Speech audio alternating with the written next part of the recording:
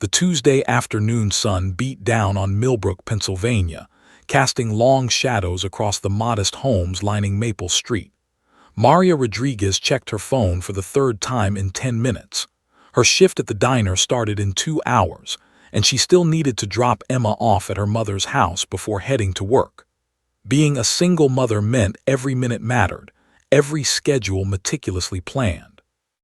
"Mija, 5 more minutes, then we go to Abuela's house," Maria called from the kitchen window, watching her 3-year-old daughter spin in circles on the small patio, her pink dress twirling like a flower in the breeze. Emma's laugh tinkled through the warm air, pure and innocent. "Look, Mommy, I'm a princess." Maria smiled, her heart swelling with love despite the exhaustion that had become her constant companion. Working 2 jobs, the diner during the day and cleaning offices at night, left little time for princess dancing. But Emma was everything.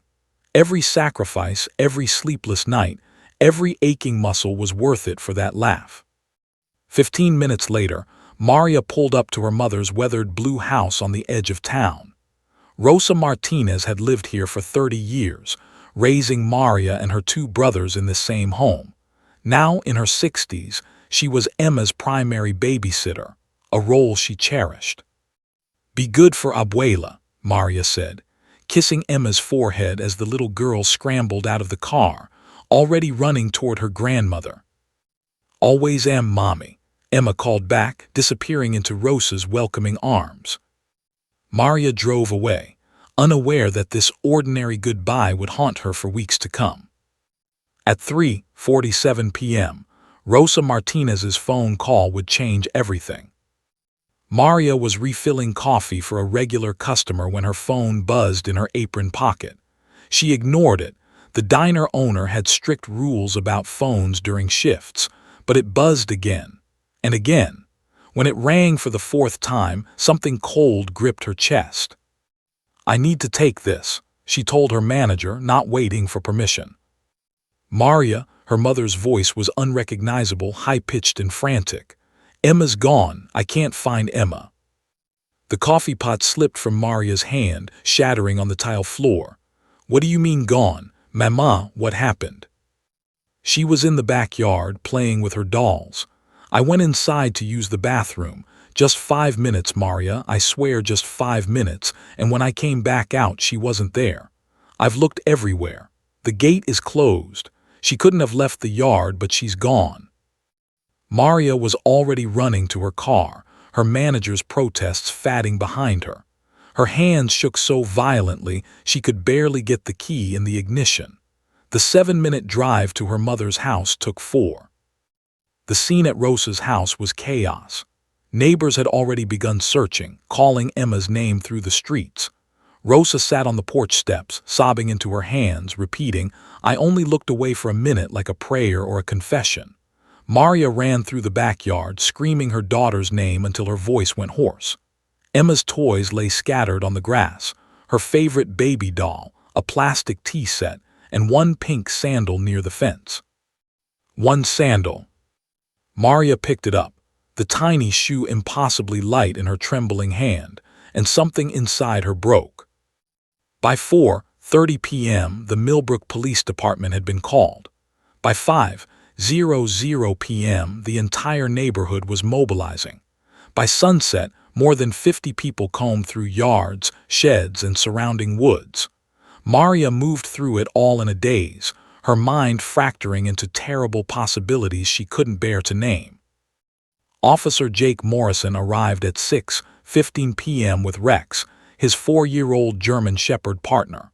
Morrison, 38, had been with the K-9 unit for 6 years. Rex wasn't just a dog, he was Morrison's partner, his best friend, and one of the finest search and rescue dogs in the state. Together, they'd found 17 missing persons, including 2 children. "Mrs. Rodriguez," Morrison approached Maria with the gentle authority of someone who delivered both miracles and heartbreak. "This is Rex. He's going to help us find your daughter." Maria looked at the powerful dog, his intelligent brown eyes alert and focused. "Please," she whispered, "please find my baby." Morrison handed Rex one of Emma's shirts. The dog's nose worked the fabric, inhaling deeply, cataloging every molecule of Emma's scent. Then Rex's head snapped up, and he pulled toward the backyard with sudden urgency. For the next 2 hours, Morrison watched Rex work with growing concern. The dog circled the yard repeatedly, then moved toward the neighbor's property. The trail led to a section of fence, then seemed to vanish. Rex barked in frustration, something Morrison had rarely seen. As midnight approached, hope began to dim. Search parties returned empty-handed. Maria sat on her mother's porch, wrapped in a blanket despite the warm night, staring into the darkness. Rosa brought her tea she wouldn't drink. Friends and family offered comfort she couldn't hear. Dawn broke on Wednesday with no Emma. Morrison refused to quit. Rex, despite his exhaustion, kept working. Something about this case bothered Morrison. The way Rex kept returning to one spot near the fence line, how the scent trail disappeared so abruptly. It was as if Emma had vanished into thin air. At 10:23 a.m. Wednesday morning, 36 hours after Emma disappeared, Rex suddenly went rigid. Morrison had learned to read every twitch of his partner's body language. This was different. Rex pulled him toward an overgrown section of the neighbor's property, an area they'd passed twice before. Weeds grew waist-high here, untended for years. Rex began digging frantically at the ground, barking with an intensity Morrison had never heard. As Morrison pushed aside the thick vegetation, his flashlight beam caught something. A rusted storm drain cover, partially collapsed into the ground below. "Emma," Morrison shouted, dropping to his knees. "Emma Rodriguez." At first nothing, then faint as a whisper, a small voice floated up from the darkness. "Hello." Morrison's heart hammered as he wrenched aside the old grate. His flashlight revealed a sight that would stay with him forever. A tiny girl, covered in mud and scrapes, sitting in water at the bottom of a 10-foot drop. Rex barked joyfully, tail wagging as if celebrating the find. Emma looked up at the light, her tear-streaked face breaking into a weak smile. "Good boy found me," she whispered, reaching tiny hands toward Rex above. Within minutes, firefighters arrived with equipment. Morrison descended into the drain himself, unwilling to let anyone else bring her up. Emma was surprisingly calm as he lifted her, though she trembled like a leaf. As they emerged into daylight, she buried her face in his neck. "You're safe now," Morrison murmured. "You're safe." The ambulance rushed Emma to Millbrook General Hospital with Maria riding alongside, holding her daughter's hand and sobbing words of gratitude and love. Rosa followed in her car, still shaking from the ordeal. Nobody could have predicted that this joyful rescue was only the beginning of the Rodriguez family's nightmare. At the hospital, as doctors examined Emma's injuries from the fall, they would find something that would tear this family apart and set in motion a legal battle that would require a miracle to resolve. That miracle would come from the same source as Emma's rescue, from Rex, the hero dog who'd saved her life. But first, everything would have to get much, much worse. The fluorescent lights of Millbrook General Hospital's pediatric ward hummed softly as Dr. Priya Patel carefully examined 3-year-old Emma Rodriguez. The child had been through an ordeal. 36 hours trapped in a storm drain would traumatize anyone, let alone a toddler. But as Dr. Patel's experienced hands moved gently over Emma's small body, her expression shifted from relief to concern. Maria sat in a chair beside the examination table, still wearing her diner uniform from the previous day. Mascara streaked down her cheeks from hours of crying. She held Emma's hand, murmuring soft reassurances in Spanish. After the nightmare of the past day and a half, having her daughter back felt like a dream. Emma was alive. Emma was safe. That was all that mattered. "Mrs. Rodriguez," Dr. Patel said quietly, her tone measured and professional. "I need to document all of Emma's injuries for the medical record. This is standard procedure for any child found in a potentially dangerous situation." Of course, Maria nodded, grateful that someone was being so thorough. Whatever Emma needs. Dr. Patel began noting the obvious injuries, scrapes on Emma's knees and elbows, a small cut above her eyebrow, mud caked under her fingernails. Then she gently rolled up Emma's sleeves. What she saw made her pause. Purple bruises mottled Emma's upper arms in distinct patterns. Some were fresh, dark, and angry. Others had faded to yellow-green, suggesting they were several days old. Dr. Patel's stomach tightened. She'd been a pediatrician for 12 years. She knew the difference between bruises from rough play and bruises that suggested something more sinister. "Emma, sweetie, can you tell Dr. Patel how you got these bruises on your arms?" she asked gently. Emma, exhausted and overwhelmed, simply stared at the wall. She hadn't spoken much since being rescued, just that one phrase, "Good boy saved me," repeated over and over about the police dog. Now she remained silent, her eyes distant. Dr. Patel continued her examination, documenting each injury with growing unease. More bruises on the back of Emma's legs, a pattern of marks on her lower back, some clearly fresh from the fall into the storm drain, but others that told a different story. Bruises in various stages of healing suggested multiple incidents over time. "Mrs. Rodriguez, how did Emma get these bruises?" Dr. Patel asked, her voice carefully neutral. Maria leaned forward, looking at the marks for the first time. Her eyes widened. I don't know about all of them. Emma plays hard at daycare. She's always climbing things, running around. Just last week she fell off the monkey bars. And she's learning to ride her tricycle. She falls all the time. Kids get bruises, don't they?" "They do," Dr. Patel agreed. "But I need to note the pattern and frequency here. Some of these bruises are concerning in their location and appearance." Something in the doctor's tone made Maria's blood run cold. "What are you saying?" "I'm not saying anything yet," Dr. Patel replied carefully. "I'm simply documenting what I observe. It's my job to ensure Emma's safety." She stepped out of the room, and Maria heard her speaking in low tones with a nurse. Minutes stretched into an eternity. Emma had fallen asleep on the examination table, her small chest rising and falling peacefully, finally getting the rest she desperately needed. 20 minutes later, a woman in a navy blazer entered the room. She carried a leather folder and wore an expression Maria had seen before, the look of someone with authority who wasn't here to deliver good news.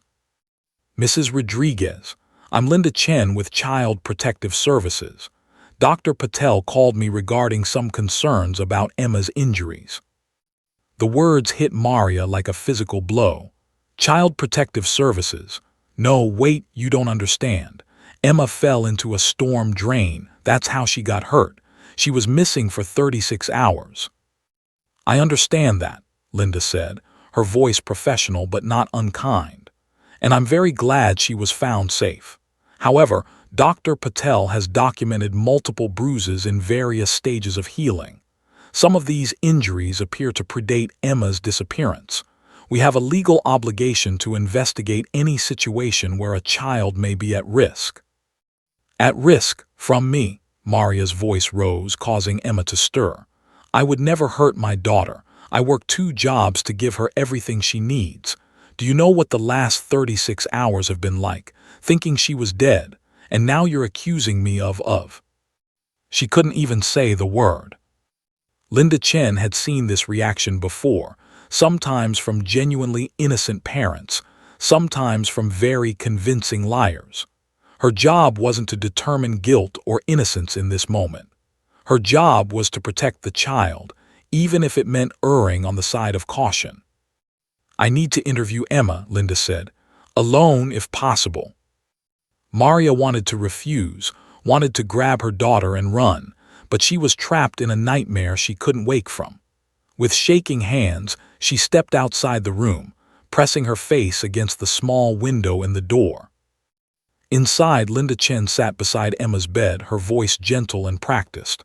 "Hi, Emma. My name is Linda. You've been very brave. Can you talk to me?" Emma's eyes remained fixed on the ceiling, unfocused and empty. "Emma, sweetie, can you tell me who gave you these bruises?" "Nothing." "Did someone hurt you at home? Did mommy or grandma hurt you?" Emma's lip trembled, but she said nothing. The silence stretched on, heavy with implications. Linda tried different approaches, showing Emma dolls, asking her to point to where it hurt, offering simple yes or no questions. But Emma had retreated somewhere deep inside herself, unreachable. The trauma of being trapped alone in the dark had locked away her voice. To Linda Chen, with 15 years of experience in child welfare, this silence was damning. In her experience, children who couldn't or wouldn't explain their injuries often had something to hide or someone to fear. She stepped back into the hallway where Maria waited, anxiety radiating from every pore. Rosa Martinez had arrived, Emma's grandmother clutching her rosary beads and praying under her breath. "Mrs. Rodriguez," Linda began, and Maria knew from her tone what was coming. "Based on the physical evidence and Emma's inability to explain her injuries, I'm required to file an emergency protective custody order. Emma will need to be placed in temporary foster care while we conduct a full investigation." "No," Maria's cry echoed down the hospital corridor. "You can't take her from me. I just got her back." "Mama, please." Rosa grabbed Maria's arm as hospital security approached. "Let me explain. Emma fell at my house 3 days ago, remember? She was jumping on the couch and—" "That will all be documented in the investigation," Linda said, her professional mask firmly in place even as her heart ached for this family. "But right now, my priority is Emma's immediate safety." "She's safe with me," Maria was sobbing now, her whole body shaking. "She's my daughter, you can't just take her." But Linda Chen could. By 2:00 p.m. that afternoon, a family court judge had signed an emergency custody order based on Dr. Patel's medical report and Linda's recommendation. By 3:00 p.m., Emma Rodriguez was being carried out of the hospital by a foster care worker, still half asleep, confused about why she couldn't go home with mommy. Maria collapsed on the hospital floor, her mother trying desperately to hold her up as she watched her daughter disappear through the automatic doors. After surviving the worst 36 hours of her life, after getting Emma back from the literal darkness, she was losing her all over again. This time, to a system designed to protect children, but sometimes destroyed families in the process. Emma, still silent and withdrawn, didn't cry as she was placed in a car seat in a stranger's vehicle. She just clutched her hospital blanket and stared out the window, wondering why her mother wasn't coming, wondering when the nice dog would come back. In her 3-year-old mind, nothing made sense anymore. The scary dark place, the rescuing dog, the bright lights, and now another stranger taking her somewhere new. She closed her eyes and hummed the lullaby her mother sang every night, the only comfort she had left. And Maria, watching from the hospital entrance as the car drove away, felt her heart shatter into pieces she wasn't sure could ever be whole again. The real battle was just beginning. Detective Sarah Chen sat in her cramped office at the Millbrook Police Department, 3 cups of cold coffee lined up on her desk alongside a growing stack of files. The Emma Rodriguez case had landed on her desk 72 hours ago, and nothing about it sat right with her. Sarah had been a detective for 8 years, specializing in crimes against children, a job that had aged her beyond her 34 years. She'd seen the worst of humanity, learned to spot lies in a parent's eyes, recognized the patterns of abuse that others missed. But this case, this one gnawed at her gut in a different way. She spread the crime scene photographs across her desk. The storm drain where Emma had been found, dark, cramped, a 10-foot drop onto unforgiving concrete and rusted pipes. The medical photographs showed Emma's injuries in stark detail. Bruises on her arms and what could be grip marks, contusions on her back and legs, scrapes and cuts consistent with a fall. Some bruises were fresh, purple and angry. Others had faded to sickly yellow-green, suggesting they were at least 5 to 7 days old. The question haunting Sarah was simple yet impossible to answer. Were these the marks of an abused child, or an active toddler who'd suffered a traumatic accident? Her phone buzzed. "Chen," she answered. "Detective, it's Officer Morrison. I heard you caught the Rodriguez investigation. I wanted to talk to you about what I saw." "Come on up," Sarah said, grateful for any additional perspective. 10 minutes later, Jake Morrison sat across from her, his face drawn with concern. "That little girl was terrified when we found her, but not of me. She grabbed onto Rex like he was her lifeline. In my experience, abused kids are afraid of everyone, especially authority figures. Emma wasn't." "That's one data point," Sarah acknowledged. "But it doesn't explain the bruising pattern or why some injuries predate her disappearance." "I know," Morrison admitted, "but something feels off about this whole thing. Maria Rodriguez was devastated, genuinely devastated. I've seen parents fake concern before. That wasn't fake." Sarah appreciated his input, but she'd also seen convincing performances from guilty parents. "I'll keep that in mind. Thanks for stopping by." After Morrison left, Sarah began the systematic work of building a case, or dismantling one. Her first stop was Sunshine Daycare, where Emma spent most weekdays while Maria worked. The facility was bright and cheerful, walls painted with cartoon characters, the sound of children's laughter filtering through the building.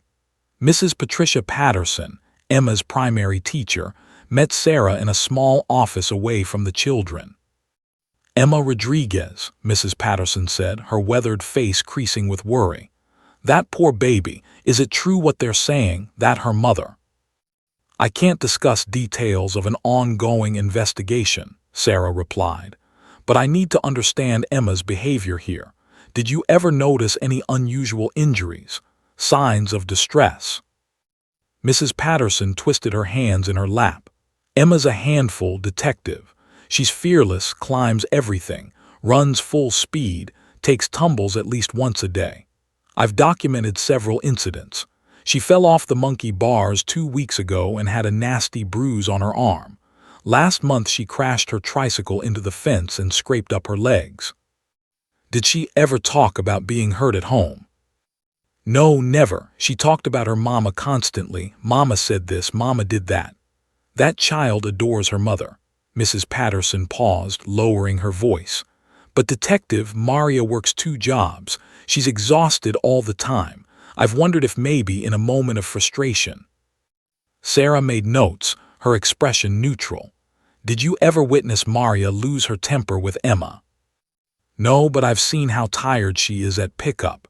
And Emma can be difficult, willful, prone to tantrums. It would be understandable if—" "Understandable is different from evidence," Sarah interrupted. "Did Emma ever come to daycare with unexplained injuries?" Mrs. Patterson hesitated. "There was one time, maybe 3 weeks ago. Emma had bruises on her upper arms. When I asked about them, she said she fell, but the pattern I don't know, it looked like finger marks." Sarah's pen stilled. "Did you report it?" "I documented it in her file, but I didn't call CPS. Maybe I should have." Guilt flooded Mrs. Patterson's face. "If I'd said something sooner, could this have been prevented?" Before Sarah could respond, another daycare worker knocked on the door, Jessica Mills, younger, with nervous energy. "Mrs. Patterson, I heard Detective Chen was here. Can I talk to you?" She looked at Sarah. "About Emma." "Of course," Sarah said.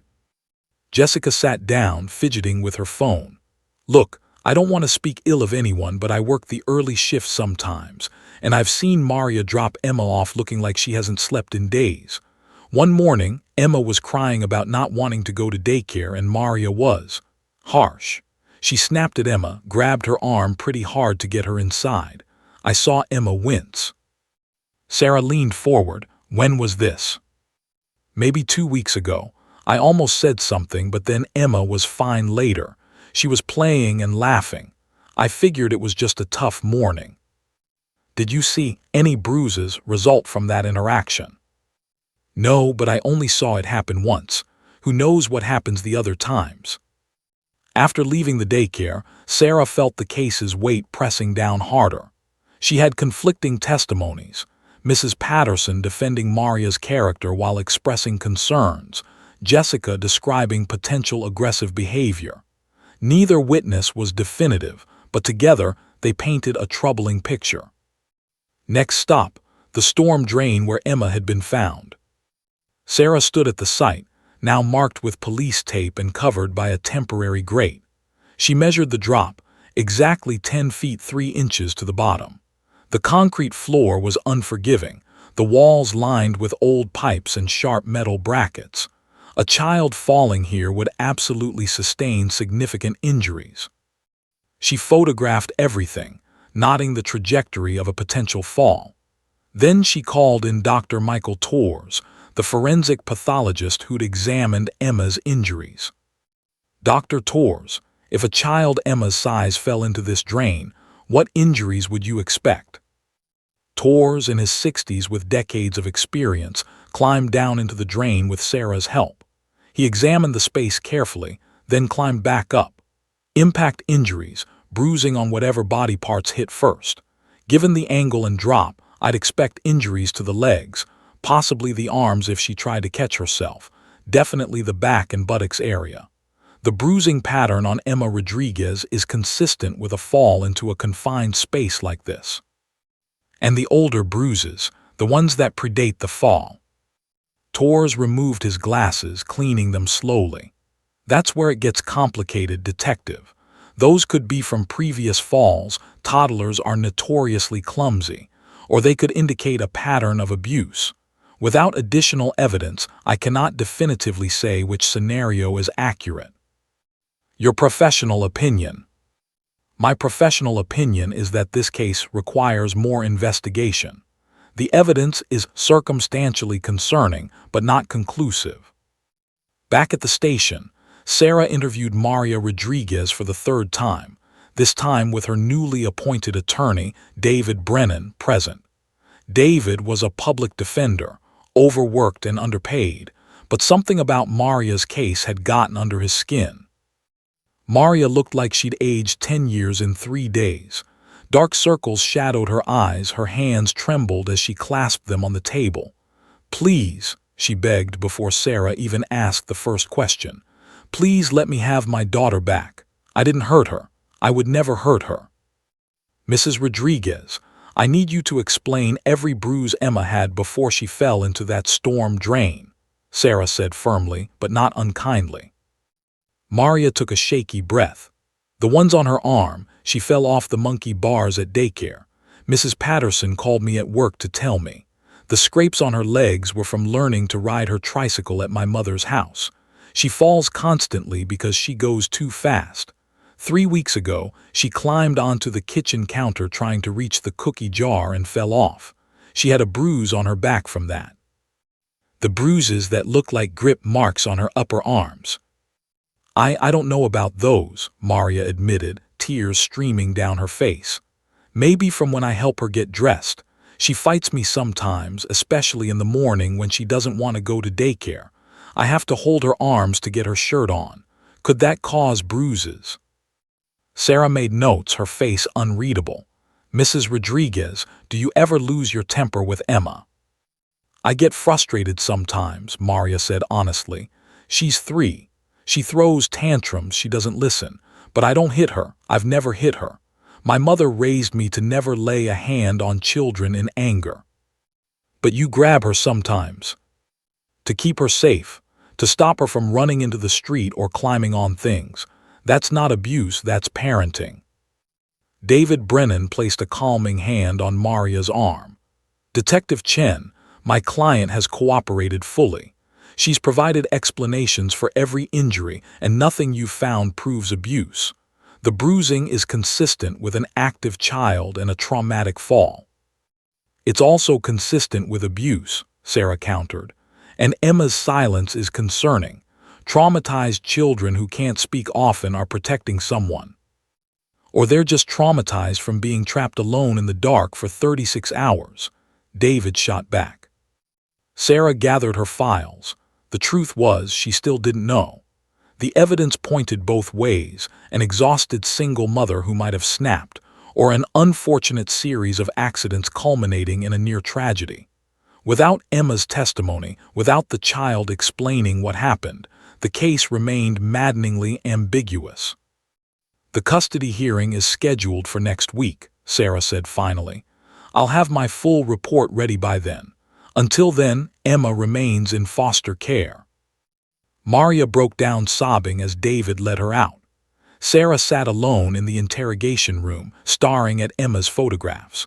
Somewhere, a 3-year-old girl was in a stranger's home, silent and scared, unable to tell anyone the truth. And Sarah Chen had 1 week to figure out which truth that was. Maria Rodriguez hadn't slept in 4 days. She lay on her mother's worn couch, staring at the ceiling at 3:47 a.m., listening to Rosa's soft snoring from the bedroom. Every time Maria closed her eyes, she saw Emma's confused face as the social worker carried her away from the hospital. Every time she started to drift off, she jolted awake, heart pounding, reaching for a daughter who wasn't there. The apartment she'd worked so hard to afford sat empty across town. She couldn't bear to be there, surrounded by Emma's toys, her tiny shoes lined up by the door, her purple toothbrush in the bathroom. The silence in that apartment was deafening. So Maria stayed at her mother's house, sleeping, or trying to sleep, on the same couch where she'd spent her teenage years. Her phone alarm buzzed at 4:00 a.m. Not that she needed it. She'd been awake for hours, mentally preparing for today. Wednesday, supervised visitation day. 1 hour with her daughter, watched by a social worker in a cold, sterile room at the Department of Child Services. 1 hour out of 168 in a week. It was simultaneously the best and worst hour of Maria's existence. She arrived at the DCS building at 8:45 a.m. for her 9:00 a.m. visit, unable to stay away a moment longer than necessary. The building was a depressing gray concrete structure that looked more like a prison than a place meant to help families. Maria had come to hate everything about it: the flickering fluorescent lights, the uncomfortable plastic chairs, the smell of industrial cleaner that never quite masked the underlying odor of desperation and broken homes. David Brennan met her in the lobby. Her court-appointed attorney looked as exhausted as she felt, his tie slightly crooked, coffee stains on his shirt sleeve. "Maria, we need to talk before you go in." "Is it about Emma? Did something happen?" Panic flared instantly. No, Emma's fine physically, but I got the preliminary investigation report from Detective Chen. It's not good." David pulled out a folder stuffed with papers. "They interviewed your daycare, your neighbors, your coworkers. Some of the statements are concerning." Maria's stomach dropped. "Concerning how?" "One of your coworkers at the diner said you complained about being overwhelmed, that you once said, and I'm quoting here, 'Some days I want to run away and never come back.'" Another neighbor reported hearing Emma crying late at night on multiple occasions. "Emma has nightmares sometimes." Maria's voice rose, drawing looks from others in the waiting room. She lowered it to an urgent whisper. "And yes, I'm overwhelmed. I'm a single mother working 2 jobs. That doesn't make me an abuser." "I know that," David said gently. "But the prosecution will paint a picture of an exhausted mother at her breaking point. Combined with Emma's injuries and her refusal to speak, it creates reasonable doubt about your fitness as a parent." "So what do we do?" David spread papers across his lap. "We build our case. I've subpoenaed Emma's complete medical records from her pediatrician. Dr. Sullivan has documented every checkup, every injury Emma's had since birth. If there's a pattern of normal childhood accidents versus abuse, it'll show up there. I'm also getting character witnesses, your mother, your former employers, friends who can testify to your relationship with Emma." "Will it be enough?" David's hesitation was answer enough. "I don't know. The hearing is in 10 days. Judge Hallbrook is fair but cautious when it comes to child safety. She won't return Emma to your custody unless she's absolutely certain." A door opened and Linda Chen, the CPS caseworker, appeared. Mrs. Rodriguez, Emma's ready for your visit." Maria's heart leaped and broke simultaneously, the same paradox she experienced every Wednesday. She followed Linda down a sterile hallway to room 3, a small space with beige walls, a table, 2 chairs, and a basket of worn toys in the corner. A large mirror covered one wall, two-way glass, Maria knew. Someone was always watching. And there was Emma. Her daughter sat in one of the chairs, dressed in clothes Maria didn't recognize, a flowered shirt and jeans that were slightly too big. Her hair was pulled back in a messy ponytail, not the careful braids Maria always did. Emma stared at the table, her small hands folded in her lap, looking like a miniature prisoner awaiting interrogation. "Mija," Maria rushed forward, dropping to her knees beside Emma's chair. "Me Ammer, it's Mommy." Emma's eyes flickered toward her mother, then away. No smile, no rush into Maria's arms like before, just that vacant, empty stare that haunted Maria's nightmares. "Emma, baby, look at me. Please look at Mommy." Linda Chen stood by the door, clipboard in hand, documenting everything. "You have 1 hour, Mrs. Rodriguez. Please keep your voice calm and avoid any physical discipline." Physical discipline. Maria wanted to scream. Instead, she swallowed her rage and focused on her daughter. "Emma, I brought your favorite book, the one about the bunny who goes to the moon, remember?" "Nothing." Emma hummed tunelessly, a sound Maria didn't recognize. Her daughter had never made that sound before. Maria pulled out the book, opening it to the first page. "Once upon a time there was a brave little bunny." Her voice cracked. She used to read this book every night. Emma snuggled against her chest, finishing all the rhymes before Maria could. Now Emma stared through the pages as if they were invisible. "Emma, please talk to Mommy. Tell me how you're doing. Are they treating you well? Do you like your foster family?" Emma's only response was to rock slightly in her chair, still humming that strange, tuneless melody.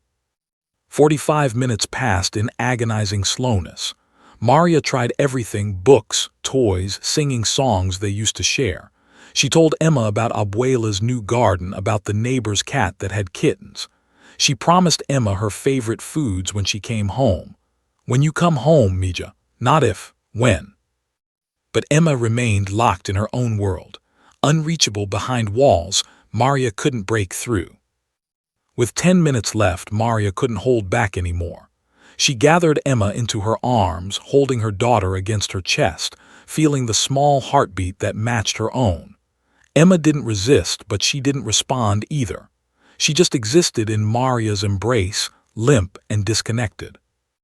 "I love you," Maria whispered into Emma's hair. "I love you so much. Mommy's fighting to bring you home. I promise I'm fighting." "Time's up, Mrs. Rodriguez," Linda Chen said, her voice not unkind but firm. Maria held on for 3 more seconds, memorizing the weight of her daughter, the smell of her hair. Different now. Some generic shampoo instead of the lavender baby wash Maria always used. Then she forced herself to let go. "I'll see you next Wednesday, Mija. 1 week, just 1 week." Emma didn't watch her mother leave. She just started humming again, that same eerie tune, staring at nothing. In the hallway, Maria collapsed against the wall, her body racked with sobs. David was there, keeping a respectful distance but ready if she needed him. "She's worse," Maria gasped between sobs. "Every week she's worse. She's disappearing, David. My daughter is disappearing right in front of me and I can't stop it." "We're going to get her back," David said, but even he sounded uncertain. Linda Chen emerged from the visitation room. For a moment her professional mask slipped, and Maria saw genuine concern in her eyes. "Mrs. Rodriguez, Emma's foster family reports the same behavior. She barely eats, doesn't play with their other children, and wakes up crying every night. The child psychologist believes she's experiencing severe trauma-related regression." "Then give her back to me," Maria pleaded. "Can't you see this is killing her? She needs her mother." "Or," Linda said carefully, "she needs to feel safe. And right now, until we determine what caused her injuries, we can't confirm where that safety lies." Maria watched Linda walk away, taking her daughter's file with her. Every page in that file was another piece of evidence, another testimony, another professional opinion about whether Maria was a good mother or a monster. That afternoon, Maria returned to work at the diner for the first time since Emma's disappearance. She'd already lost her night cleaning job, too many missed shifts. She couldn't afford to lose this one too. But standing behind the counter, pouring coffee, taking orders, pretending everything was normal when her world had ended, it took every ounce of strength she had. "You okay, hun?" asked Rita, the senior waitress who'd worked there for 20 years. "No," Maria said honestly, "but I have to be." Because in 10 days, Judge Patricia Holbrook would decide Emma's fate, and Maria needed to be strong enough to fight for her daughter, even when that daughter couldn't fight for herself. Even when Emma seemed to be slipping further away with each passing day. That night, lying on her mother's couch again, Maria clutched Emma's stuffed bunny, the one the social worker had let her take from the hospital. She buried her face in it, searching for any lingering scent of her daughter. And she prayed to every saint her mother had taught her, begging for a miracle she wasn't sure would come. The Lancaster County Family Courthouse loomed before Maria like a judge itself, all gray stone and imposing columns, built to intimidate. October wind whipped through the parking lot, scattering dead leaves across the pavement. Maria clutched her coat tighter, though the chill she felt came from inside, not from the weather. 6 weeks. It had been 6 weeks since Emma was taken from her. 6 supervised visits, each one more heartbreaking than the last. 6 weeks of watching her vibrant, chattering daughter fade into a ghost of herself. "Ready?" David Brennan asked, his hand on her shoulder. He'd lost weight during the case preparation, his suit hanging looser than it had at their first meeting. He'd worked harder on Maria's case than on any other in his 15-year career as a public defender, driven by a certainty he couldn't quite explain that this woman was innocent. "No," Maria whispered, "but it doesn't matter, does it?" Inside, the courthouse buzzed with activity. Lawyers in expensive suits hurried past, their leather briefcases swinging. Families clustered on benches, their faces etched with the same desperation Maria felt. The justice system churned on, grinding up lives and spitting out verdicts. Courtroom 4C was smaller than Maria expected. She'd imagined something grand and imposing, like in television shows.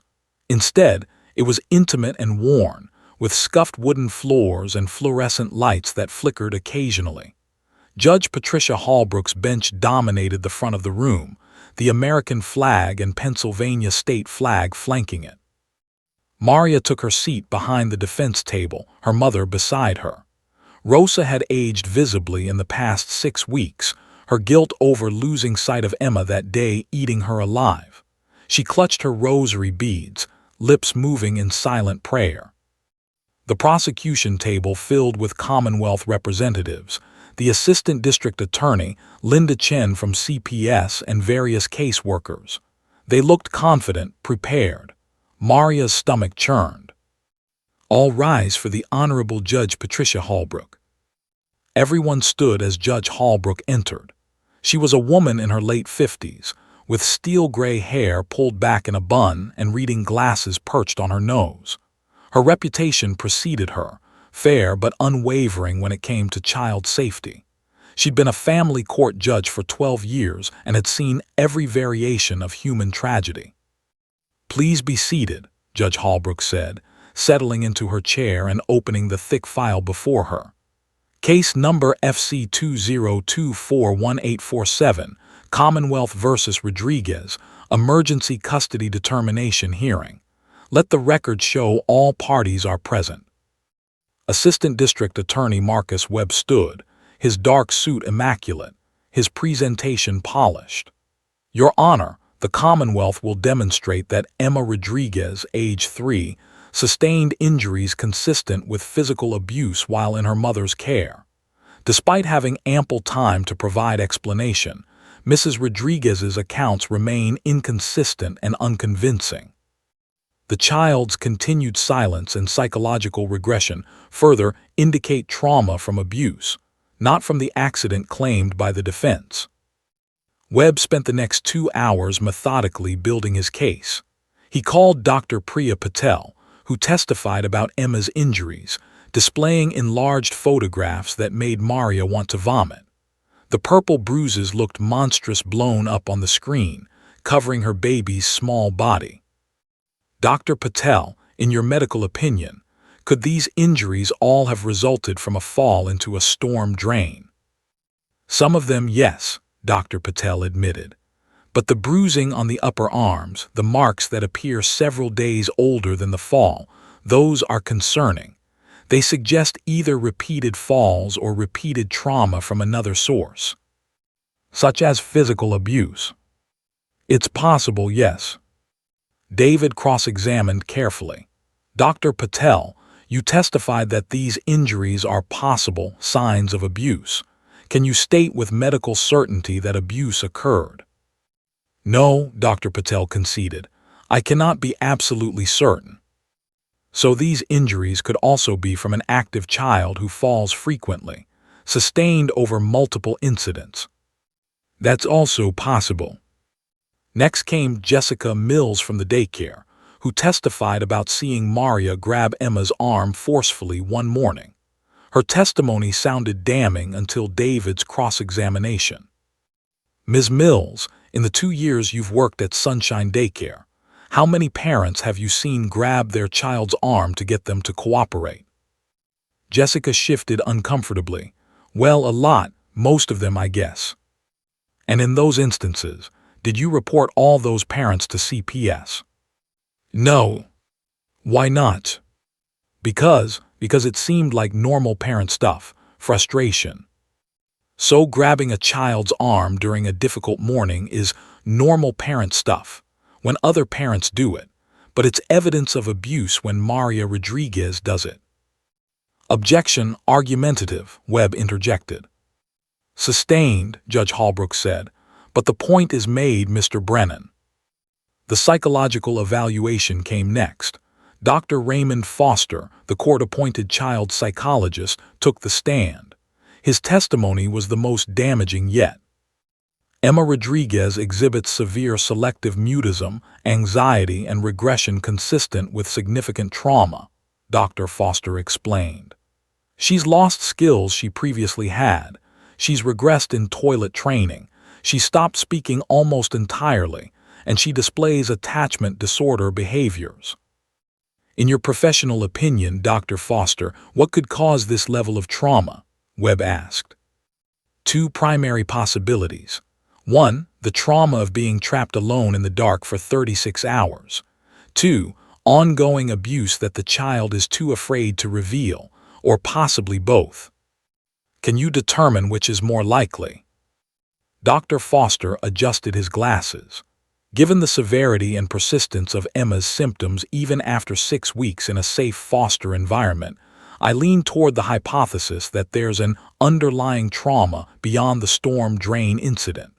Children typically begin to recover once removed from an abusive situation. Emma is not recovering. Maria's heart sank. Even the psychologist believed she'd hurt Emma. David stood for cross-examination, his expression grim. Dr. Foster, you stated Emma isn't recovering in foster care. Could that be because she's been separated from her primary attachment figure, her mother, rather than because her mother abused her? Dr. Foster paused. That's an interesting point. Separation from a loved parent can indeed cause severe trauma in young children. In fact, couldn't Emma's worsening condition be evidence that she misses her mother desperately and feels abandoned? Objection, speculation, Webb called. Your Honor, the witness is a licensed psychologist testifying about childhood trauma. He's qualified to answer, David countered. I'll allow it, Judge Holbrook said. Dr. Foster. Yes, Dr. Foster admitted slowly. That's also a valid psychological interpretation. An abused child might improve when removed from an abuser. A non-abused child would deteriorate when separated from a loving parent. Both scenarios fit Emma's presentation. Finally, David called his witnesses. Rosa Martinez testified through tears about Emma's fall at her house, her active personality, the accident that led to her disappearance. Maria's former supervisor from the diner testified about Maria's character, her dedication to Emma, how she'd often brought Emma to work during scheduling emergencies and was always patient and loving. Mrs. Rodriguez never once raised her voice to that child, Rita testified. And believe me, honey, Emma could try the patience of a saint. She was into everything, running around making messes. But Maria just laughed and cleaned up after her. That's not an abusive parent. Then David called Dr. Jennifer Sullivan, Emma's pediatrician for 3 years. Dr. Sullivan, you've documented every injury Emma sustained from birth to age 3. Can you describe the pattern you've observed? Dr. Sullivan opened a thick medical file. Emma Rodriguez has had 11 documented injuries in 3 years. 2 were from rolling off furniture as an infant. 4 were falls while learning to walk and run. 3 were playground accidents at daycare. 2 were from learning to ride a tricycle. Every single one was brought to my attention promptly by Maria Rodriguez, who sought immediate medical care when needed and followed all treatment protocols. In your professional opinion, is this pattern consistent with child abuse? Absolutely not.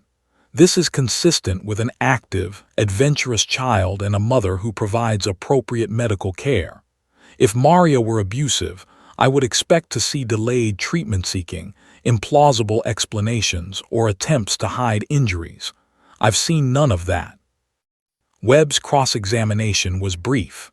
Dr. Sullivan, the injuries we're concerned about, the bruises on Emma's upper arms, were those documented in your records? No, I hadn't seen Emma in the 2 weeks prior to her disappearance. So you can't speak to those specific injuries? No, I cannot. Finally, Maria took the stand. Her hands shook as she was sworn in, her voice barely above a whisper as she stated her name for the record. David led her through her testimony gently. She explained her work schedule, her financial struggles, her exhaustion. She described Emma's fearless personality, every accident she could remember, her desperation during the 36 hours Emma was missing. Mrs. Rodriguez, did you ever strike your daughter? David asked. Never, not once. I would die before hurting Emma. Did you cause the bruises on her arms? Not intentionally. Maybe when I was dressing her or stopping her from running into danger, but I never squeezed her or grabbed her in anger. I just tried to keep her safe. Webb's cross-examination was brutal. Mrs. Rodriguez, you testified that you were exhausted from working 2 jobs. Isn't it true that exhaustion impairs judgment? I was tired, but I never. Isn't it true that you once told a coworker you wanted to run away from your responsibilities? That was a joke. I was venting about a hard day. A joke about abandoning your 3-year-old daughter. Objection, David stood. Counsel is twisting the witness's words. Sustained, rephrase, Mr. Webb. The questioning continued for another 30 minutes. By the end, Maria was crying, her carefully constructed composure shattered. Judge Holbrook called a recess. Maria collapsed into her mother's arms, sobbing. David looked grim. It could go either way, he admitted. The evidence is circumstantial on both sides. As they waited for Judge Holbrook to return, Maria prayed harder than she'd ever prayed in her life. And somewhere in the courthouse, in a small waiting room, Emma Rodriguez sat coloring with a child advocate, completely unaware that her future was being decided just down the hall. Emma Rodriguez sat at the small table in the courthouse waiting room, a purple crayon clutched in her fist. The child advocate assigned to her, a kind woman named Susan with soft eyes and a gentle voice, had given her a coloring book with pictures of butterflies and flowers. Emma had been coloring the same butterfly for 20 minutes, pressing the crayon so hard it had started to break. Purple, like the bruises everyone kept asking about. Purple like the scary shadows in the storm drain. "That's beautiful, Emma," Susan said, scrolling through her phone while keeping one eye on the little girl. "Would you like to color another one?" Emma didn't respond. She rarely responded to anyone anymore. Words felt stuck somewhere deep inside her, trapped like she'd been trapped in that dark, cold place. When she tried to talk, her throat closed up and the words wouldn't come. But inside her head, Emma was screaming. She wanted her mama. She wanted to go home. She wanted her own bed, her own toys, her own juice cup with the princess on it.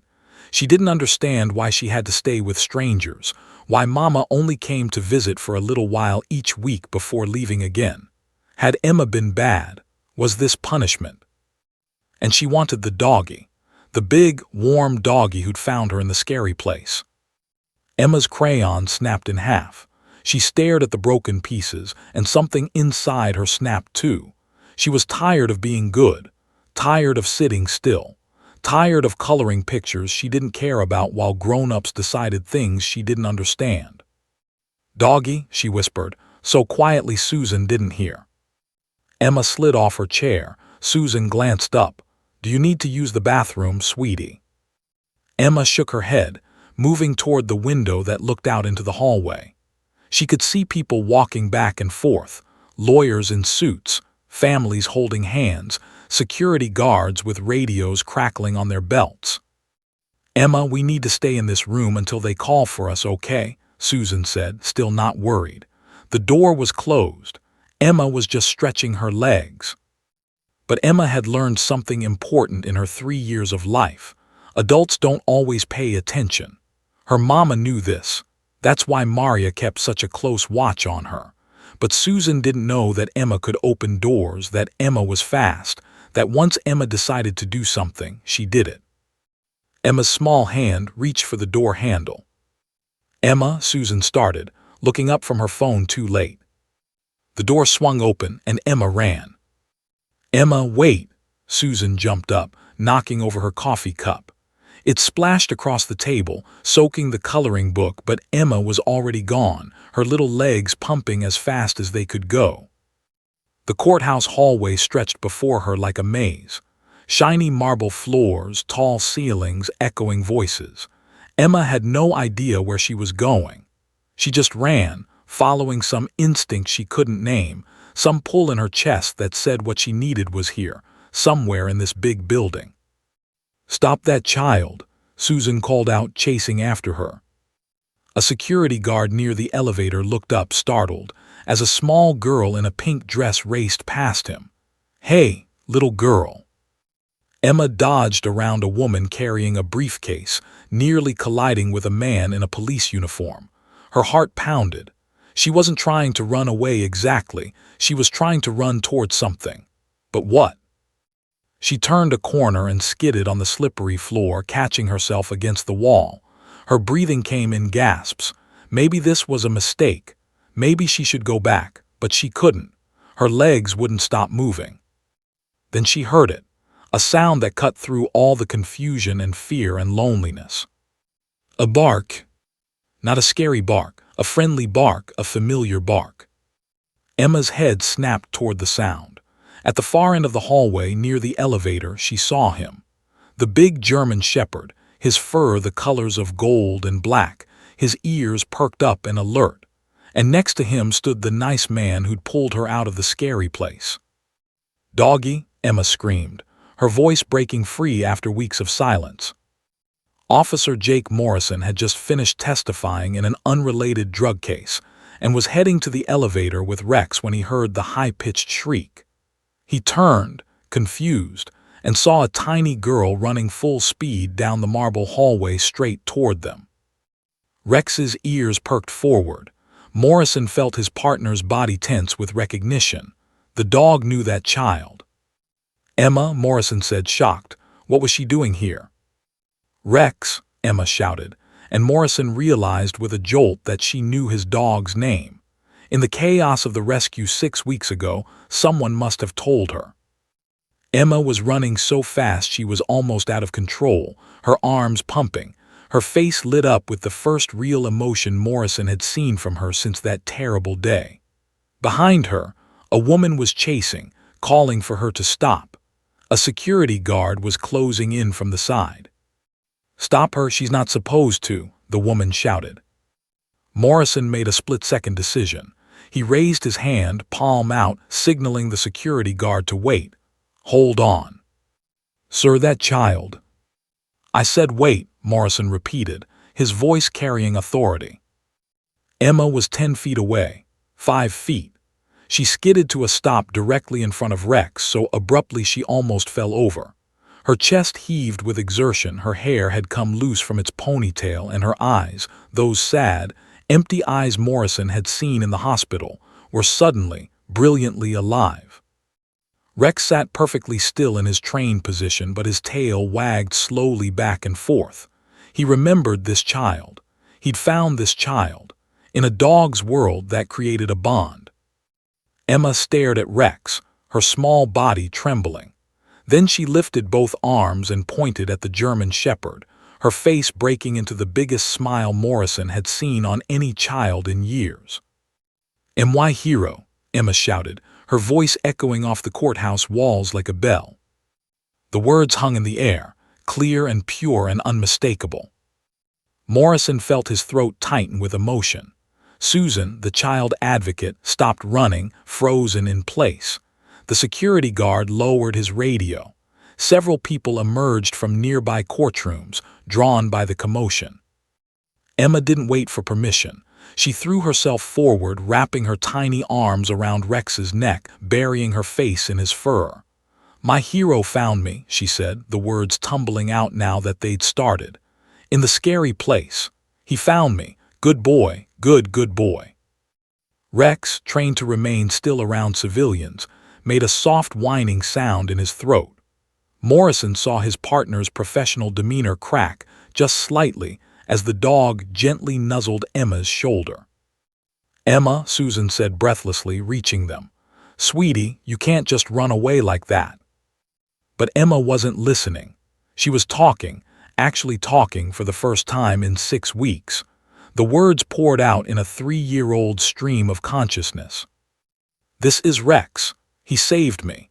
I was in the dark, scary hole and I was crying, and then Rex came and he barked and barked and he stayed with me and I wasn't alone anymore, and then the nice man came." She looked up at Morrison, recognizing him. You pulled me out." Morrison knelt down to her level, his eyes stinging with unexpected tears.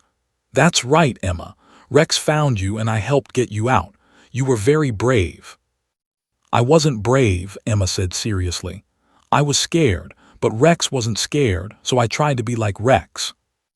A door opened down the hallway. Judge Patricia Holbrook stepped out, having heard the disturbance during her brief recess. She saw the crowd gathering, saw the little girl clinging to a police dog, heard the child's voice carrying down the corridor. "What's going on here?" Judge Holbrook asked, walking toward the scene. Susan hurried to explain. "Your Honor, this is Emma Rodriguez. She's waiting for—" "I know who she is," Judge Holbrook interrupted, her sharp eyes taking in the scene. Emma, who hadn't spoken a meaningful word in 6 weeks according to all the reports. Emma, who had shut down completely after her ordeal. Emma, who was now chattering away to a police dog. Morrison stood, automatically straightening to attention before a judge. "Your Honor, I'm Officer Jake Morrison. Rex and I conducted the search and rescue that found Emma 6 weeks ago." Judge Holbrook's eyes widened slightly. She looked at Emma, still hugging Rex, still talking to the dog about the scary place and how he'd saved her. Then she looked at Morrison. "Officer, I think you need to come with me," Judge Holbrook said. "Both of you, and someone get the psychologist, now." Maria Rodriguez, stepping out of the courtroom for the recess, saw the crowd down the hall, saw the police dog, saw the small figure in pink. "Emma," she whispered. Then louder, "Emma." Emma's head snapped up at her mother's voice. "Mama," she screamed, finally letting go of Rex and running toward Maria. Mother and daughter collided in the hallway, both crying, both holding each other as if they'd never let go again. And Rex sat calmly beside Morrison, his tail still wagging, as if he knew exactly what he'd just done. He'd saved Emma Rodriguez twice, once from a storm drain, and once from silence. Judge Patricia Hallbrook had presided over family court for 12 years. She'd seen parents lie, children manipulated, and witnessed both tragic injustices and merciful interventions. She'd learned to trust evidence over emotion, procedure over instinct. But standing in the courthouse hallway, watching a 3-year-old girl who hadn't spoken in 6 weeks suddenly come alive at the sight of a police dog, Hallbrook felt every one of her carefully constructed professional walls crack. "Everyone back in the courtroom. Now," she ordered, her voice cutting through the emotional chaos.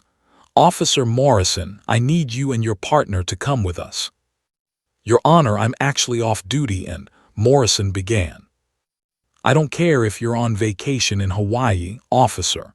That child just spoke for the first time in weeks because of your dog. You're coming with us." Maria clutched Emma tightly, tears streaming down her face as her daughter babbled incoherently into her shoulder, a jumble of Spanish and English, fragments about doggies and dark places and being scared. After weeks of silence, the sound of Emma's voice was the most beautiful thing Maria had ever heard. "Mrs. Rodriguez," Judge Hallbrook said more gently, "bring Emma." The courtroom filled quickly. David Brennan looked stunned, trying to understand what had just happened. The assistant district attorney, Marcus Webb, wore an expression of concern, his carefully built case suddenly on shaky ground. Linda Chen from CPS sat forward in her seat, hope and worry mingling on her face. Dr. Raymond Foster, the child psychologist, was rushed in from his office 2 floors down, arriving breathless and confused. "Your Honor, what's—" "Your patient just had a breakthrough," Judge Hallbrook said. "I need you to observe." Emma sat on Maria's lap, her small body pressed against her mother's chest, one hand gripping Maria's shirt while the other reached toward Rex, who sat calmly beside Morrison in the aisle. The courtroom was silent except for Emma's soft whispering. "Good doggy, hero doggy." Judge Hallbrook leaned forward on her bench. "Officer Morrison, please tell the court about your involvement with Emma Rodriguez." Morrison stood, Rex at attention beside him. "Your Honor, 6 weeks ago my partner and I were called to assist in the search for Emma. She'd been missing for approximately 36 hours. Rex picked up her scent and tracked it to an old storm drain in a neighbor's overgrown property. He found her approximately 10 feet below ground, trapped on a concrete floor surrounded by pipes. She was hypothermic, injured, and terrified." "And Emma's reaction when she saw you today?" "She recognized Rex immediately, Your Honor. She called him her hero." Emma's head popped up from Maria's shoulder. "He is my hero," she said loudly, her voice clear and strong. "Rex saved me." The courtroom collectively held its breath. Judge Hallbrook looked at Dr. Foster. "Doctor, is it safe to question Emma now, or will it re-traumatize her?" Dr. Foster studied Emma carefully, the color in her cheeks, the light in her eyes, the way she kept looking at Rex with pure trust. "Your Honor, I believe Emma feels safe right now, perhaps for the first time since her rescue. This might be our only opportunity to hear her truth, but we must proceed very carefully." Judge Hallbrook nodded. "Officer Morrison, would you mind if Rex sat closer to Emma?" "Not at all, Your Honor." Morrison guided Rex forward until the dog sat directly beside Maria's chair. Emma immediately reached down to pet his head, her fingers tangling in his fur. "Emma," Judge Hallbrook said softly, using the gentle voice she reserved for the youngest witnesses. "Can you talk to me, sweetie?" Emma looked up at the judge, a stranger in a black robe sitting high above everyone else. She shrank back against her mother. "It's okay, Mija," Maria whispered. "The nice lady just wants to hear your story." "About the scary place?" Emma asked in a small voice. "Yes, about the scary place. Can you tell us what happened?" Emma petted Rex, drawing courage from his steady presence. I was chasing the butterfly, the yellow one. It was so pretty, I wanted to catch it. Where were you, Emma? At Abuela's house, playing in the backyard. The butterfly went over the fence, so I climbed over too. Emma demonstrated with her hands, showing how she'd climbed. Abuela was inside. I was a big girl. I could climb by myself. Rosa Martinez sobbed quietly in the gallery, her guilt written across her face. What happened after you climbed the fence? Judge Holbrook asked. Emma's voice got quieter. The butterfly flew into the tall grass. I followed it. Then, her face crumpled. Then I fell. Fell where, sweetie? Into the dark hole. It was so dark, and it hurt. I fell and hit the ground, and it hurt so much. Tears started streaming down Emma's face. My arms hurt, my back hurt, my legs hurt, everything hurt. Maria made a choked sound, imagining her baby's terror. I cried for Mama, but Mama didn't come. I cried and cried. It was cold and dark and scary. There were bugs and water, and I thought. Emma's voice dropped to a whisper. I thought I would be there forever. Dr. Foster was scribbling notes frantically, his expression one of growing realization. How long were you there, Emma? Judge Holbrook asked. Emma shrugged. Long time. I sleep there. I waked up and it was still dark. I cried more. My arms hurt where I hit them when I falled. See. She pushed up her sleeves, pointing to where the faded bruises still showed slightly.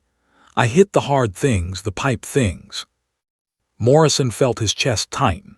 The bruises the doctors had questioned, the ones that suggested abuse.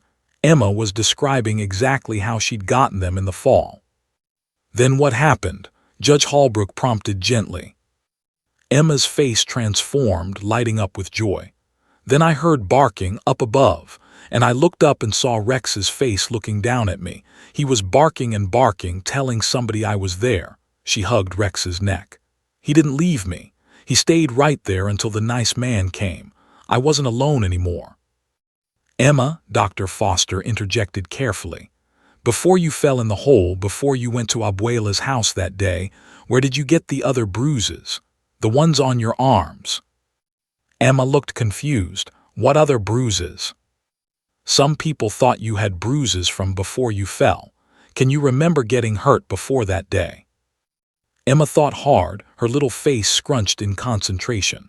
Oh, I fell off the monkey bars at school. That hurt. And I crashed my bike at Abuela's house. And I climbed on the counter to get cookies and Mama said no, Emma, and I jumped down fast and hit my knee on the chair. She recited her injuries matter-of-factly, the way active children do. Did your Mama ever hurt you? Dr. Foster asked directly. No, Emma looked shocked by the question. Mama never hurts me. Mama loves me. She gives me hugs and kisses and reads me stories. Why would Mama hurt me? Sometimes when you're getting dressed, does Mama hold your arms? Yeah, 'cause I wiggle. I don't like getting dressed. I want to play. So Mama has to hold my arms to put my shirt on. I try to escape.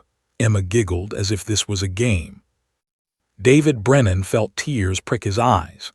The grip marks that had seemed so sinister were just a mother trying to dress a wiggly toddler.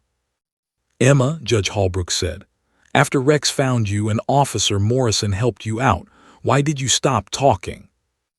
Emma's smile faded. Because everybody took me away from Mama. I didn't understand why. I thought Mama was mad at me for climbing the fence. I thought I was being punished, so I was quiet. I was trying to be good so I could go home. The courtroom was utterly silent. Even Marcus Webb looked shaken, realizing his case had just collapsed. Every week Mama came to visit, but then she had to leave again, Emma continued, her voice breaking. I thought if I was really, really quiet and really, really good, they would let me go home. But it didn't work. Nothing worked. I just wanted my Mama. Maria sobbed openly, burying her face in Emma's hair. I'm here, baby. Mama's here. Emma, Judge Holbrook said, struggling to keep her own emotions in check. Are you scared of your Mama? No, Emma looked horrified. I love my Mama. Mama is the best mama in the whole world. I'm only scared when I'm not with Mama." Dr. Foster stood. "Your Honor, I need to revise my earlier testimony. What I interpreted as trauma from abuse was actually trauma from forced separation from a loving parent. Emma's regression wasn't because she was removed from an abusive home. It was because she was removed from her home. The very intervention meant to protect her was causing the harm."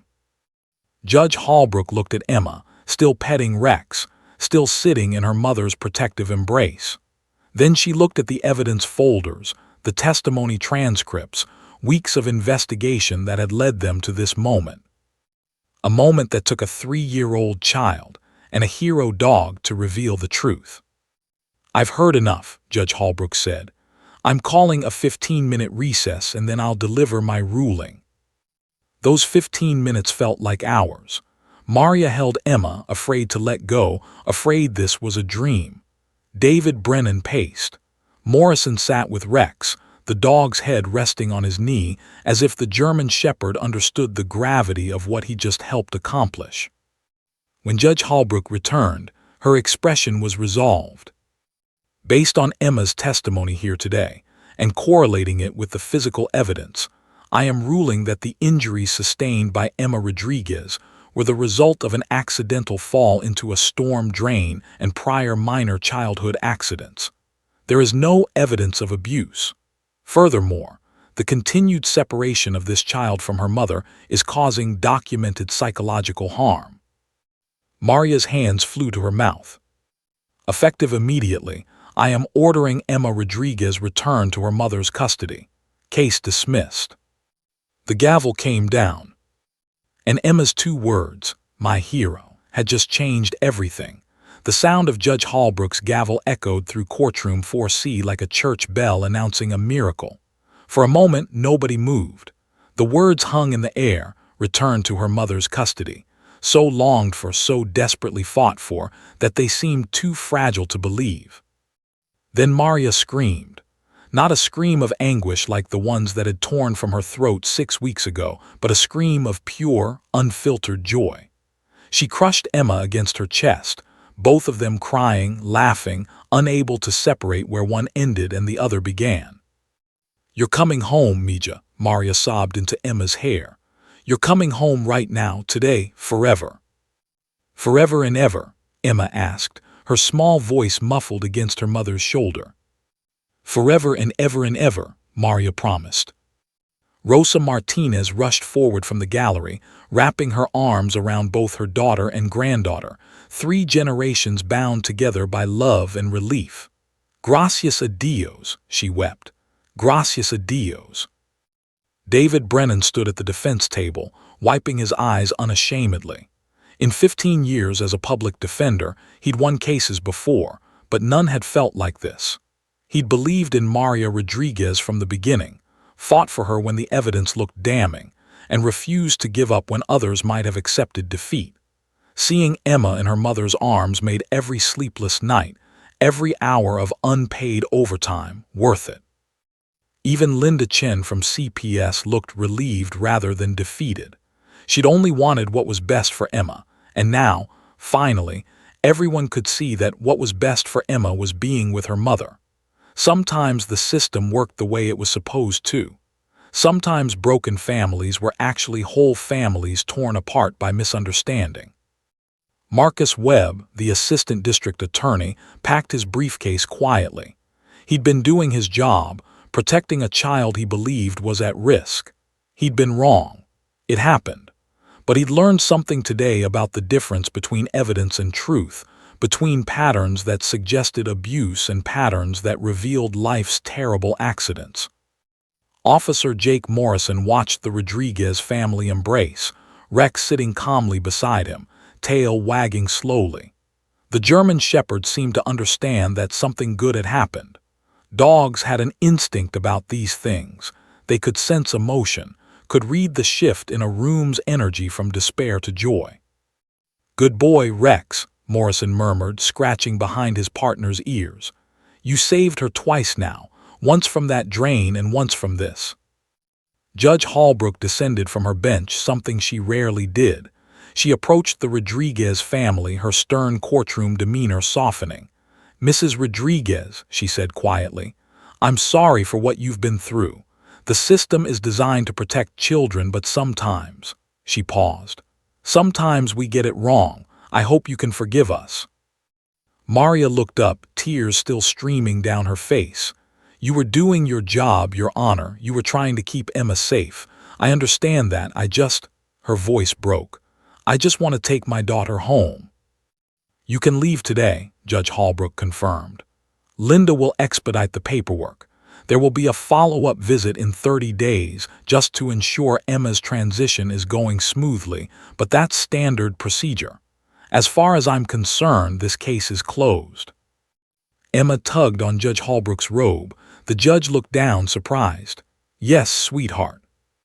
"Thank you for letting me go home," Emma said solemnly. "And thank you for having Rex here. He's my favorite." Despite herself, Judge Holbrook smiled. "Mine too, Emma, mine too." Within an hour, the paperwork was completed. Emma Rodriguez was officially returned to her mother's custody. They walked out of the courthouse together, Emma holding Maria's hand on one side and Rosa's on the other, finally a family again. Morrison and Rex met them on the courthouse steps. The afternoon sun had broken through the October clouds, casting golden light across the parking lot.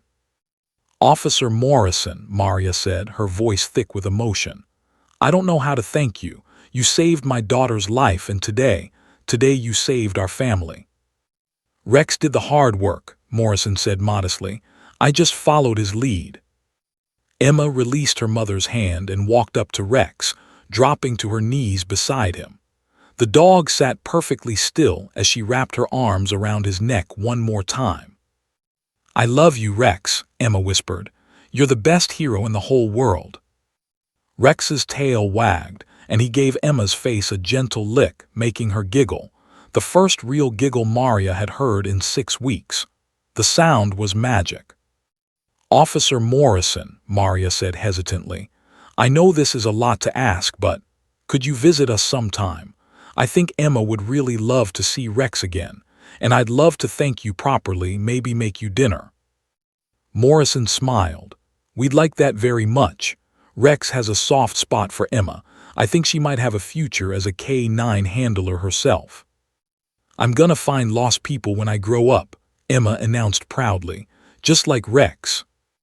The Rodriguez family drove home that afternoon, Emma chattering nonstop from her car seat, weeks of silence breaking like a dam. She talked about Rex, about the courthouse, about wanting macaroni and cheese for dinner, about her stuffed animals at home. Maria and Rosa laughed and cried simultaneously, overwhelmed by the normalcy of it all. Emma's bedroom was exactly as she'd left it 6 weeks ago. Maria had kept it pristine, dusting regularly, changing the sheets, maintaining hope that her daughter would return. Emma ran from toy to toy, hugging each one, reacquainting herself with treasures she'd missed. That night, Maria tucked Emma into her own bed for the first time in 42 days. She read 3 stories, sang 2 lullabies, and held her daughter's hand until Emma fell asleep. Then Maria sat on the floor beside the bed, just watching her daughter breathe, still afraid this was a dream she'd wake from. But it wasn't a dream, it was real. Emma was home. The next morning, the Millbrook Town Council held an emergency meeting. The near tragedy with Emma Rodriguez had exposed a serious public safety issue, uncovered storm drains throughout older neighborhoods. Within a week, a comprehensive safety initiative was launched. Every storm drain in town would be inspected, repaired, and secured. The project was named Emma's Law, and Maria was invited to speak at the announcement. "My daughter almost died because of an uncovered drain," Maria said to the gathered press and community members. "But she was saved by an incredible dog and a dedicated officer. Now, let's make sure no other child has to go through what Emma did.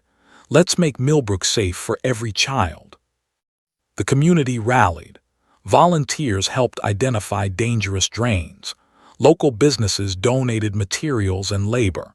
Within 3 months, every storm drain in Millbrook had a secure cover, and the initiative spread to neighboring towns. Officer Morrison and Rex became regular visitors to the Rodriguez home. Every other Sunday, they'd stop by for dinner. Emma would spend hours with Rex, playing in the backyard under Morrison's watchful supervision, telling the dog stories, treating him like the hero he was. Emma started therapy with Dr. Foster, who now understood what he'd gotten wrong. With her mother beside her and occasional visits from Rex, Emma's recovery was remarkable. Within 2 months, she was back to her old self, fearless, chattering, climbing things she probably shouldn't. But now Maria watched her even more carefully, and Emma had learned an important lesson about following butterflies. 6 months after the custody hearing, Maria received a letter from Judge Holbrook, an unusual gesture but heartfelt. "I think about your case often," the judge wrote. "It reminded me why I became a family court judge, not to tear families apart but to protect them. Emma's voice and Rex's loyalty taught me to look beyond evidence to truth. Thank you for that lesson." 1 year after the incident, on a sunny October afternoon, the town of Millbrook held a ceremony. Officer Morrison and Rex received the Medal of Valor from the mayor for their years of service. Emma, now 4 years old and bubbly as ever, was invited to present Rex with a special honor, a hand-painted dog bowl that read "MY Hero" in bright purple letters. Emma stood at the podium, which someone had to adjust way down for her, holding the bowl carefully. "Rex saved my life," she said into the microphone, her voice high and clear. "When I was scared and alone in the dark, Rex found me. And when nobody believed my mama, Rex helped everybody understand the truth. He's the best dog ever, and I love him more than anything except my mama." The crowd erupted in applause. Maria stood beside the stage, tears of pride streaming down her face. Her daughter, her brave, beautiful, resilient daughter, had survived the worst and come out stronger. Rex, wearing a ceremony vest decorated with ribbons, accepted his bowl with dignity, his tail wagging as Emma hugged him one more time. And there, in that moment, surrounded by community and love, the Rodriguez family's nightmare finally transformed into something else. A story of survival, truth, and the unbreakable bond between a little girl and her hero. Some heroes wore badges, some walked on 4 legs, and some, like Emma Rodriguez, were small but mighty, with voices powerful enough to stop entire courtrooms and change the course of justice. But the biggest hero of all was a German shepherd named Rex, who'd simply done what he was trained to do: find those who were lost. He'd found Emma twice, and in doing so he'd saved them all. The end.